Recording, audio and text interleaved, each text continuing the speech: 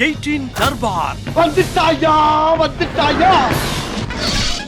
வணக்கம், வந்தனம், நமஸ்தே, நமஸ்கார், நமஸ்தே. நான் உங்க எழில். இது நியூஸ் 18 தர்பார். இன்றைய தர்பார்ல வழக்கம் போல அரசியல் அதகடம், உஷாரான பல விஷயங்கள், கப்புடு பிடிக்கிற மாதிரி சில விஷயங்கள் எல்லாமே உங்களுக்காக காத்துட்டு இருக்குது. வாங்க நிகழ்ச்சிக்குள்ள போகலாம். ஆனால் இது கறந்த பால் மடிப்புகாது, கருவாடு வீணாகாது, அவ்வளோதான். அதை இதில் வாய்ப்புகள் இல்லை என்பதை அவரே பலமுறை சொல்லியிருக்கிறார். எடப்பாடி பழனிசாமியிடம் போய் எங்களை கட்சியில் இணைத்துக் கொள்ளுங்கள் என்று யார் சொன்னார்? அந்த துரோகத்தினாலையும் சூழ்ச்சினாலும் வீழ்த்தப்பட்டனால அந்த அநியாயத்தை தட்டி கேட்க தான் நீங்கள் நீதிமன்றம் நாடி வந்துடுங்க.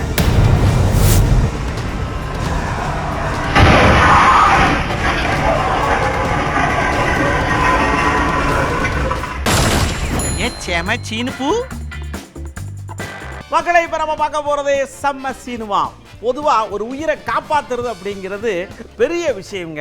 அதுவும் திடீர்னு இந்த நெஞ்சடைக்கிற மாதிரி, அதாங்க ஹார்ட் அட்டாக் மாதிரியான விஷயங்கள் வந்துச்சுன்னா ஒரு 6 நிமிஷத்துக்குள்ள இந்த சிபிஆர்லாம் பண்ணி காப்பாத்திரலாம்னு சொல்றாங்க. அந்த மாதிரி ஒரு விஷயம்தான் டெல்லி ஏர்போர்ட்டில் நடந்திருக்குது. ஒரு பெரியவருக்கு டக்குன்னு ஹார்ட் அட்டாக் வந்திருக்குது.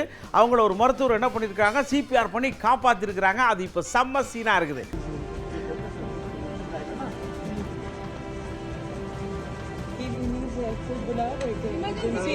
Emergency. बुलाओ. किसी को.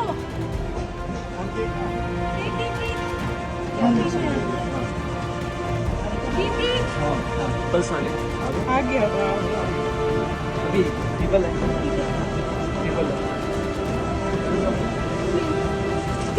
नहीं आ गया. नहीं. अभी रिपोर्ट एक मिनट. ஒரு ஆள் ஒரு 9 சிம் கார்டுக்கு மேலே வச்சிருக்கப்படாது. 10வது சிம் கார்டு வச்சுருந்தீங்கன்னா கையில் பிடிச்சி போடுவோம். அப்புறம் 50,000 ரூபா அபராதம் போட்டுருவோம். அப்புறம் 3-4 வருஷம் ஜெயிலெல்லாம் காத்திருக்குது. ஞாபகத்தில் வச்சுக்கிடுங்க. சிம் கார்டு வாங்கும்போது ரொம்ப பத்திரமா இருக்கணும். 2023 ஆண்டில் இந்திய தொலைத்தொடர்பு சட்டம் ஒரு நபர் எத்தனை சிம் கார்டை வச்சிருக்கலாம் அப்படிங்கிற விதிமுறையை உருவாக்கியிருக்குல்ல. இப்போ அதன்படி தனிநபர் ஒருத்தர் 9 சிம் கார்டு வரை வச்சிருக்க அனுமதி கொடுத்துருக்கு. ஆனால் அதுக்கு மேலே உங்கள் பேரில் சிம் கார்டுகளை பயன்படுத்தினா 50,000லேருந்து 2 லட்ச ரூபா வரைக்கும் அபராதம், இல்லைன்னா செயலு தான். இது ரெண்டையும் அனுபவிக்க நேரிடும் அப்படின்னு எச்சரிக்கை விடுத்திருக்காங்க. உங்களுக்கு தான் இவ்வளவு தாராளம். ஜம்மு காஷ்மீர், அஸ்ஸாமு, அருணாச்சல பிரதேசம் இந்த மாதிரி பதற்றமாக இருக்கக்கூடிய மாநிலங்கள்லாம் ஒரு நபர் 6 சிம் கார்டு மட்டும்தான் வச்சுருக்க அனுமதி. அப்புறம் ஒருத்தரை ஏமாற்றி அவரது அடையாள ஆவணம் இருக்குல்ல, அது மூலமாக சிம் கார்டு வாங்கி பயன்படுத்துறது தெரிஞ்சுன்னா 3 வருஷம் சிறை தண்டனை ரெடியாக இருக்குது. பார்த்து கொடுங்க. ஆமாம் இந்த 9 சிம் கார்டை வச்சு என்னையா ஆகணுவியே? ஒரு சிம் கார்டை வச்சுக்கிட்டே நாங்கள் படாத பாடலாம் விட்டு கிடக்கோம். ஏகப்பட்ட மார்க்கெட்டிங் கால் வந்து உயிரை வாங்குதுல்ல. 9 கார்டை வச்சுக்கிட்டு நீங்கள் எப்படி சமாளிக்கவே தெரியலவங்க. இன்னைக்கு கவுண்டர் அட்டாக்க நம்ம ஓபிஎஸ் அண்ணாச்சி தான் ஓப்பன் பண்ணி வச்சிருக்கிறார். என்ன அப்படின்னா, இந்த ராமநாதபுரம் தொகுதியில் மக்களவைக்காக போட்டி போட்டார் இல்லையா, அந்த வெற்றி வேட்பாளரை எதிர்த்து ஒரு கேஸ் ஒன்று ஓட்டிருக்காரு. அவர் வெற்றி பெற்றெல்லாம் செல்லாது, நான் தாயா ஜெயிக்கணும் அப்படின்ற மாதிரி. அப்படியே வெளியில் வந்துட்டு செய்தியாளர்களை பார்த்து, என்ன யாரையா கட்சியில் சேர்க்கக்கூடாதுன்னு சொல்றதுக்கு அவர் யாரையா, நானே பெரிய ஆளு, என்னை சேர்க்க மாட்டார் அவரு அப்படின்ற ரீதியில் கோபமாக பேசியிருக்காரு. இந்த இயக்கம் ஒரு ஜனநாயக முறைப்படி தொண்டர்களுக்கான இயக்கமாக, தொண்டர்களால் உருவாக்கப்பட்ட இயக்கமாக அந்த இயக்கம் இருக்கிறது என்பதனை தெரிவித்துள்ளேன். ஆகவே இந்த இயக்கம் பிளவுபட்டு இருப்பது தமிழகத்தினுடைய ஜனநாயக சக்திகளுக்கு எதிரானதாக இருக்கும் என்று என்னுடைய கருத்தை பதிவு செய்கிறேன். யாரு சொன்னது எடப்பாடி பழனிசாமியிடம் போய் எங்களை கட்சியில் இணைத்துக் கொள்ளுங்கள் என்று யார் சொன்னது? அவராகவே கேள்வி கேட்டுக்கொண்டு அவராக பதில் சொல்வது நல்லதல்ல. இந்த இயக்கத்தில் முடிவு இன்னும் சில நாளுக்கு தெரியும். மாண்புமிகு சின்னம்மாவுடைய பயணம் வெற்றி வருவதற்கு என்னுடைய வாழ்த்துக்களை தெரிவிக்கிறேன். அடுத்து நம்ம அதிமுகவில் ஒரு முக்கியமான புள்ளி RPU அப்படின்னு சொல்லுவாங்க இல்லையா, அவர் தான் கவுண்டரை கொடுத்துருக்கிறார். அவர்கிட்ட கேட்குறாங்க, ஐயா அதான் ஏடிஎம்கே தோற்று போச்சு, பிரிஞ்சவங்களாம் ஒன்று சேர்த்தா நல்லா இருக்கும்னு சொல்கிறாங்களே, நீங்கள் ஏன் அதுக்கு எதிர்ப்பு தெரிவிக்கிற மாதிரி பேசுறீங்க, நீங்கள் உங்கள் நிலைப்பாடு என்ன அப்படின்னு கேட்கும்போது கறந்த பால் மடிபுகாது, கருவாடு மீனாகாது, கடல் தண்ணி நல்ல தண்ணி ஆகாது அப்படிங்கிற ரீதிக்கு பேசி எங்க எடப்பாடி தான் அவர் எடுத்த முடிவு. ஏற்கனவே ஒருத்தர் சாணக்கிய முடிவுன்னு சொன்னாரு, இவரும் அதே மாதிரி சொல்லியிருக்கிறாரு. இத்தனை பேருமே எல்லாருமே யாரை தாக்குறாங்க, எல்லாருமே எதை விவாதிக்கிறாங்க, எல்லாமே யாரை பத்தி பேசுறாங்க, எடப்பாடியாரை தான் பேசுறாங்க, அண்ணா திராவிட முன்னேற்ற கழகத்தை தான் பேசுறாங்க. ஏன்னா இது ஒரு மக்கள் இயக்கம் இல்ல. இதுல எல்லாரையுமே தாய் உள்ளத்தோடு புரட்சி தமிழர் எடப்பாடியார் உழைக்கிறவர்களை, துணை நிற்கிறவர்களை, காப்பாற்றுவர்களை எல்லாமே நம்ம சேர்ப்பதற்கு தயாராக இருக்கிறாங்க. அது ஒன்றும் மாற்று கருத்து இல்லை. ஆனால் இது கறந்த பால் மடிப்புகாது, கருவாடு மீனாகாது, அவ்வளவுதான். அதை இதுல வாய்ப்புகள் இல்லை என்பதை அவரே பலமுறை சொல்லியிருக்கிறார். என்ன நீங்க கேஸ் போட்டிருக்கீங்களா அப்படின்னு கேட்டதுக்கு, இல்லைங்க எனக்கு எதிராக பயங்கர சதி நடந்து போச்சு, ஏன் ஓட்டு எண்ணும் போதே ஏகப்பட்ட சதி நடந்து போச்சு, அதனால தான் நான் பழையபடி யோசிச்சு 6 அமரை இப்போ நான் கேஸை ஃபைல் பண்ணியிருக்கேன். நான் ஃபைல் பண்ணியிருக்கேன், மற்றபடி அந்நியார் பார்த்துக்குவாங்க அப்படின்னு சொல்லியிருக்காரு. என்னது அண்டியாரா? யோ, கட்சி தொண்டர்களுக்கு அண்டியாரு, உனக்கு அம்மாயா? அம்மா அப்படின்னு சொல்ல வேண்டியதானே. அப்படின்னா அவர் கட்சி கட்டுப்பாடு கோப்புன்னு என்னமோ சொல்றாரு, அவர் வாயாலே கேட்போம் வாங்க. 2024 தேர்தலில் நடந்த துரோகத்தினாலையும் சூழ்ச்சினாலும் வீழ்த்தப்பட்டனால அந்த அநியாயத்தை தட்டி கேட்க தான் இன்னைக்கு நான் நீதிமன்றம் நாடி வந்திருக்கேன். கண்டிப்பாக ஜஸ்டிஸ் எனக்கு கிடைக்கும் நான் நம்புறேன். ஒவ்வொரு இடத்துலையுமே நடக்கக்கூடிய இல்லாமல் விருதுநகர் தொகுதியில் தனியாக நடந்திருக்கு. ஏன்னா ஃபர்ஸ்ட் எப்பயுமே ஓப்பன் பண்ணுறது நம்மளுக்கு தபால் ஓட்டுல எல்லா தொகுதியிலையுமே ஓப்பன் பண்ணாங்க. ஆனால் விருதுநகரில் அது கடைசியாக தான் திறந்தாங்க தபால் ஓட்டுகளில். அதே மாதிரி லஞ்ச் பிரேக் முடிவு ரொம்ப நேரம் ப்ரொலாங் பண்ணாங்க. ஒரு மணி நேரம் லஞ்ச் பிரேக் இருக்குன்னா கிட்டத்தட்ட 2 மணி நேரம் லஞ்ச் பிரேக் விட்டாங்க. லஞ்ச் பிரேக் முன்னாடி 13வது சுற்று இருக்கும்போது லஞ்ச் பிரேக் அப்புறம் பார்த்தா 18வது சுற்று முடிஞ்சிருக்கு. அந்த மாதிரி பல விஷயங்கள் நடந்திருக்கு. அங்கே எல்லாமே நாங்கள் முறையாக சப்மிட் பண்ணியிருக்கோம். அதை கோர்ட் பார்த்துட்டு எங்களுக்கு சொல்லுவாங்க.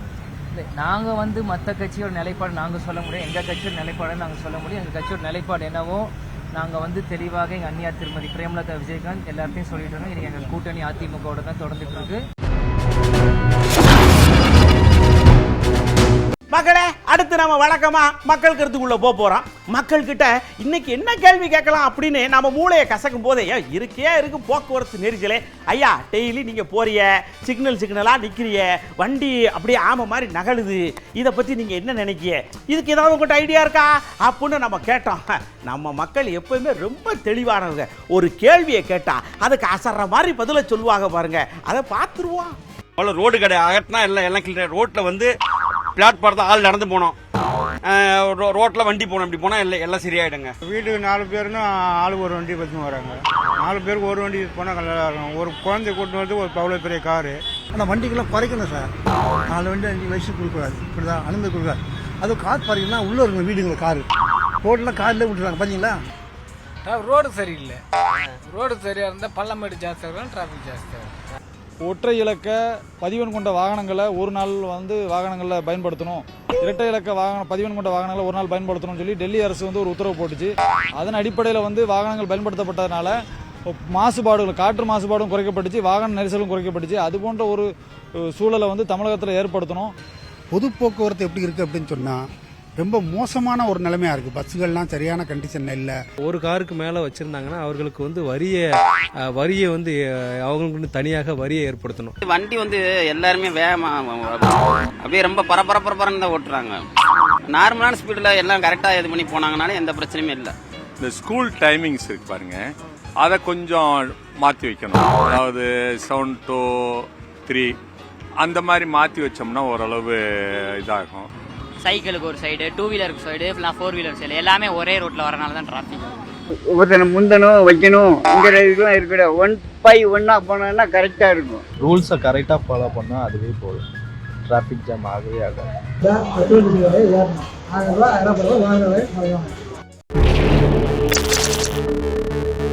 ராய்ப்பூர்ல ஒரு தம்பி உணவு டெலிவரி பண்ற வேலை பார்த்துருக்காப்ல, அதுக்கு போய் டெலிவரி பண்ண போயிருக்காப்ல. அந்த வீட்டில் நாய் வளர்த்துருக்குறாங்க. நாய் வளர்த்தவங்க கெட்டி போடணுமா இல்லையா, அதுவும் இந்த சர்ச்சைக்குறான பிட்புல் நாய். அது என்ன பண்ணியிருக்கு, இந்த தம்பி உணவு டெலிவரி பண்ண கையை நீட்டிருக்காப்ல.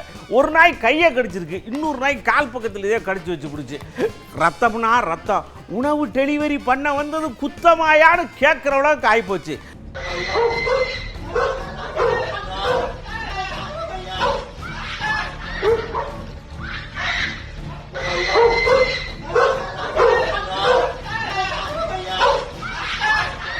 ஒருத்தர் என்ன பண்ணியிருக்காரு, தண்டவாளத்தில் என்னமோ பஞ்சு மைத்தில் படுக்கிற மாதிரி படுத்து இருந்துருக்குறாப்பி.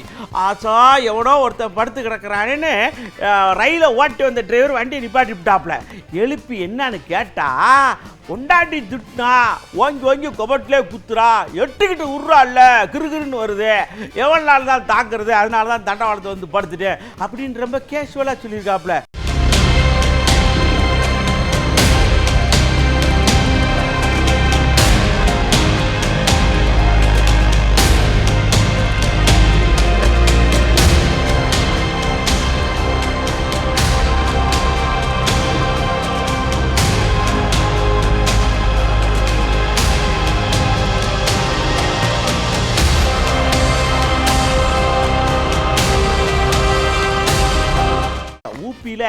ஒருத்தர் தான் பிள்ளைய முன்னாடி டேங்கில் உட்கார வச்சிருக்கா. அப்படி உட்கார வச்சுட்டு போனவர் செவனேன்னு கூட்டு போக வேண்டியானே. பெடல் மேலே ஏறுறதும், சீட்டு மேலே ஏறுறதும், அப்படி வண்டியை வீழ தூக்குறதும், பிள்ளைய வச்சுக்கிட்டு இப்படி பண்ணலாமா? ஏயா நீ உண்மையிலேயே பிள்ளைக்கு ஏதாவது கிச்சு கிச்சுன்னு காட்டுறதுக்கு பண்ணியா இல்லை வேற எதுக்கும் பண்ணியா அப்படின்னு பொதுமக்கள்லாம் கேட்டிருக்காங்க.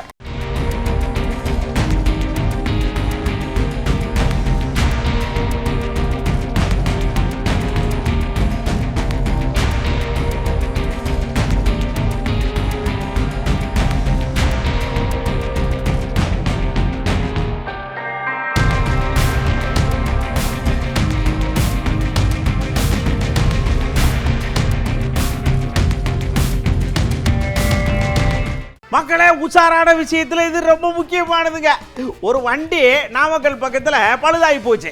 மக்களெல்லாம் இறக்கி விட்டுட்டு வாங்க அந்த பழுது என்னன்னு பார்ப்போம் அப்படின்னு வண்டியை பற்றிட்டு போயிருக்காங்க. பற்றிட்டு போனப்போ முன்னாடி கவுண்டமணி படத்தில் அந்த கராட்டக்காரன் டயர் கலண்டு போகும்ல, அது மாதிரி கலண்டு ஓடி இருக்கு. நல்ல வேளை மக்கள் இருக்கும்போது கலண்டு போகாமல் இருந்துச்சு. அந்த அளவுக்கு சந்தோஷம்.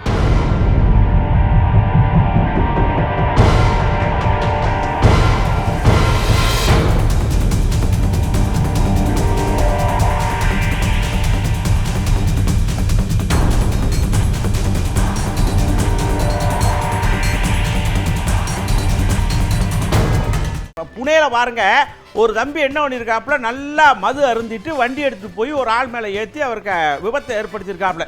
சமீப காலமாக இந்த வடக்கை பார்த்தீங்க அப்படின்னா பெரிய தொழிலதிபர்களுடைய பையன்கள்லாம் காரை எடுத்துகிட்டு போய் மதுவில் குடிச்சு விட்டு தன்னால் வண்டியை ஓட்டி யார் மேலே மோதி அவங்களெலாம் உயிரிழப்பு ஆகி போகுது.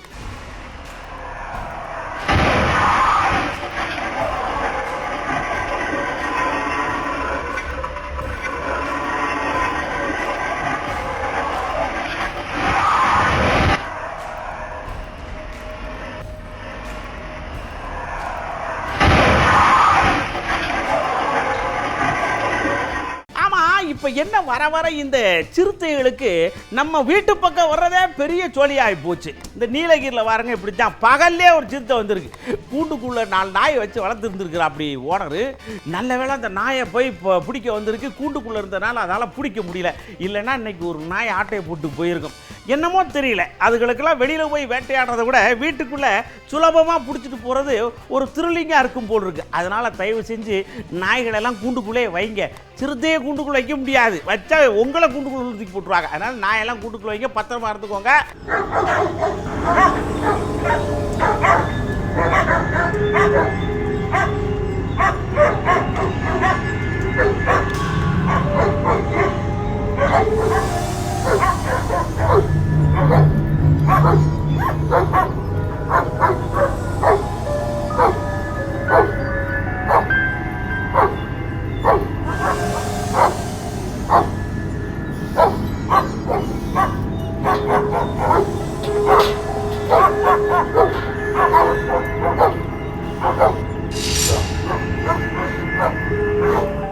மக்களே, அடுத்து முக்கியமான ஒரு விஷயம் என்ன அப்படின்னா, இங்கே சிறுத்தை இப்படி பண்ணிச்சுன்னா அங்கிட்டு யானைங்க இந்த கோவை பக்கத்தில் ஒரு இடத்துல பர்டிகுலர் இடத்துல மட்டும் டெய்லி வந்து குழுமி பேசி ஜாலியாக இருந்துட்டு போகிறாங்க போல் இருக்கு.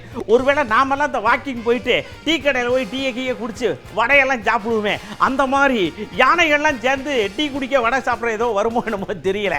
அதனால் மக்கள்லாம் ரொம்ப உஷாராக இருங்க.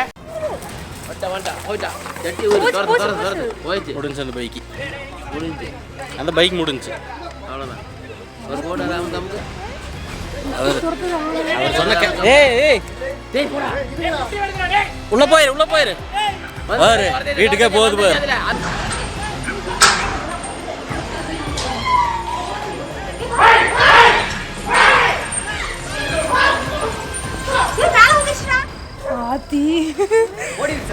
அவர் தான் போய் நின்றுட்டு இருந்தாரு.